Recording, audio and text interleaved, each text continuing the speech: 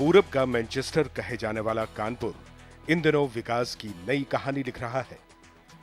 कानपुर उत्तर प्रदेश का सबसे बड़ा शहर होने के साथ साथ प्रदेश का सबसे बड़ा औद्योगिक शहर है। कानपुर के विकास में जो सबसे अग्रणी भूमिका निभा रहा है वो है कानपुर विकास प्राधिकरण। प्राधिकरण की उपाध्यक्ष जयश्री भोज कानपुर शहर की रूपरेखा बदलने में कोई कसर बाकी नहीं छोड़ना चाहती। कानपुर विकास प्राधिकरण की उपाध्यक्ष के कुशल नेतृत्व में कानपुर महानगर हर रोज विकास के नए आयाम गढ़ रहा है। प्रदेश की औद्योगिक राजधानी कानपुर अब सुविधाओं के मामले में बाकी शहरों को पीछे छोड़ने पर आतुर है। कानपुर के कल कारखानों ने शहर की खूबसूरती को बिगाड़ दिया था, लेकिन इन दिनों शहर में चारों तरफ हरियाली देखकर अंदाजा लगाया जा सकता है कि किस प्रकार कानपुर प्रदेश का सबसे हरियाली वाला शहर बनने की तरफ अग्रसर है। कानपुर विकास प्राधिकरण की ग्रीन अप योजना के तहत शहर की हरियाली को बढ़ाने के लिए लोहिया बोटैनिकल उद्यान, फूलबाग गार्डन की लैंडस्केपिंग और सौंदर्यीकरण, मोती झील स्थित बाल उद्यान की लैंडस्केपिंग और पुनर्निर्माण के साथ ही शताब्दी नगर में ग्रीन बेल्ट को विकसित किया जा रहा है।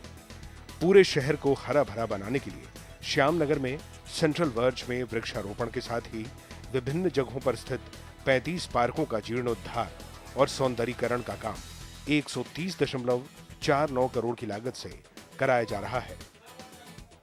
कानपुर अपने पौराणिक और ऐतिहासिक स्थलों के लिए भी मशहूर है। इन स्थलों के महत्व को बरकरार रखने के लिए कानपुर विकास प्राधिकरण घाटों का सौंदर्यीकरण, सड़कों का विकास और अन्य अवस्थापना की सुविधाओं का विकास कार्य प्राथमिकता पर करा रहा है। माननीय मुख्यमंत्री अखिलेश यादव के निर्देशों के अनुसार फूलबाग स्थित ऐतिहासिक केईएम हॉल के जीर्णोद्धार का काम 2 करोड़ की लागत से कराया जा रहा है। इतना ही नहीं, शहर के लोगों के मनोरंजन का ध्यान भी कानपुर विकास प्राधिकरण की प्राथमिकताओं में शुमार है, जिसके लिए बाल उद्यान मोती झील में एक्वाटिक शो और म्यूजिकल फाउंटेन की स्थापना का काम 1 करोड़ 2 लाख रुपए की लागत से कराया गया है। म्यूजिकल फाउंटेन को और अधिक आकर्षक बनाने के लिए एक्वाटिक लेजर शो की भी व्यवस्था की गई है। कानपुर शहर के यातायात को और कारगर बनाने के लिए कानपुर विकास प्राधिकरण कोई कसर बाकी नहीं छोड़ना चाहती।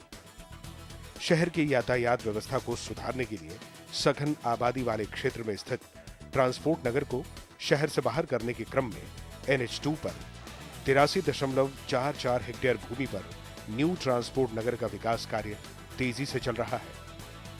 लगातार बढ़ती वाहनों की संख्या को देखते हुए विकास प्राधिकरण मल्टी लेवल पार्किंग भी बनवा रहा है, जिसके तहत महानगर के मुख्य व्यवसायिक केंद्र नवीन मार्केट के पास मल्टी लेवल पार्किंग और सौंदर्यीकरण का काम प्रगति पर है। नवीन मार्केट में 52 करोड़ की लागत से लगभग 500 कारों की पार्किंग के लिए मल्टी लेवल पार्किंग का काम कराया जा रहा है।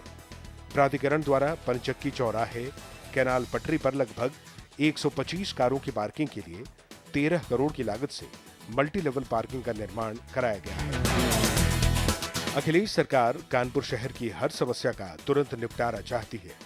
बढ़ती आबादी के चलते शहरवासियों को भवन मुहैया कराना कानपुर विकास प्राधिकरण के लिए किसी चुनौती से कम नहीं था, लेकिन अखिलेश सरकार की दूरगामी सोच और दृढ़ निश्चय के चलते सुलभ आवासीय योजना के तहत शताब्दी नगर योजना के अंतर्गत कुल 7,360 भवनों, दुर्बल आय वर्ग के 4,128 भवन, अल्प आय वर्ग के 2,015 भवन और मध्यम आय वर्ग के लिए 1,216 भवन का निर्माण कराया जा रहा है।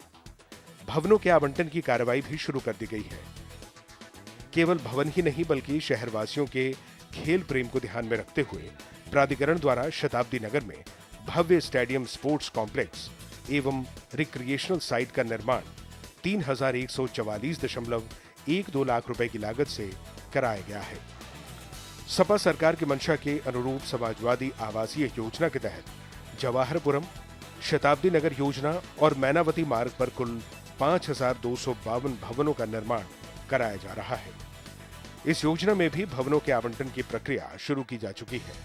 प्राधिकरण द्वारा संचालित योजनाओं में विभिन्न श्रेणी के कुल 6,148 आवासीय भूखंडों, भवनों का निर्माण और विकास कार्य प्रगति पर है। विकास प्राधिकरण शहरवासियों को हर हाल में छत मुहैया कराने के लिए प्रतिबद्ध है। इसके तहत सिंचाई विभाग की 100 हेक्टेयर भूमि को रिक्लेम कर आवासीय योजना, विकास नगर, बस अड्डे की उपलब्ध भूमि पर विभिन्न श्रेणी के कुल 1212 भवनों की बहुमंजिली आवासीय योजना तथा किदवई नगर आवासीय योजना के अंतर्गत कुल 504 भवनों की बहुमंजिली आवासीय योजना का निर्माण और विकास कराया जाना प्रस्तावित है। प्रदेश की समाजवादी सरकार कानपुर के पर्यावरण को लेकर काफी गंभीर है। पर्यावरण को हरा भरा बनाने, साइकिल को बढ़ावा देने और साइकिल यातायात को सुरक्षित बनाने के लिए 30 किलोमीटर लंबाई में 10 करोड़ रुपए की लागत से साइकिल ट्रैक का निर्माण कराया जाना प्रस्तावित है।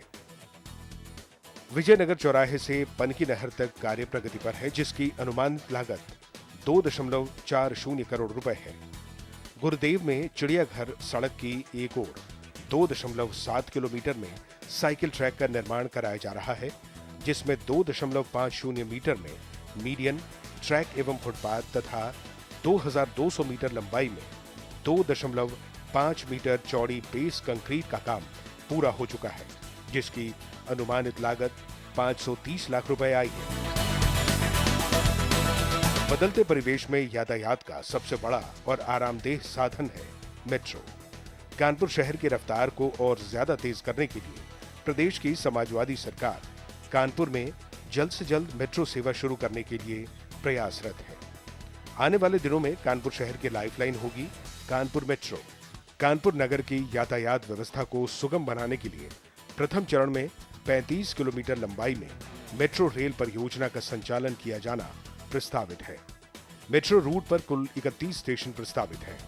प्रत्येक स्टेशन पर पर्याप्त पार्किंग का प्रावधान किया गया है। डीपीआर स्वीकृत होने के बाद कार्य प्रगति पर है। कानपुर विकास प्राधिकरण के वर्तमान कार्यों और भविष्य की योजनाओं को देखते हुए कहा जा सकता है कि वो दिन दूर नहीं जब कानपुर महानगर सुविधाओं के मामले में प्रदेश का अव्वल शहर होगा। उत्तर प्रदेश का युवा नेतृत्व, पूरे हुए वादे अब हैं नए इरादे।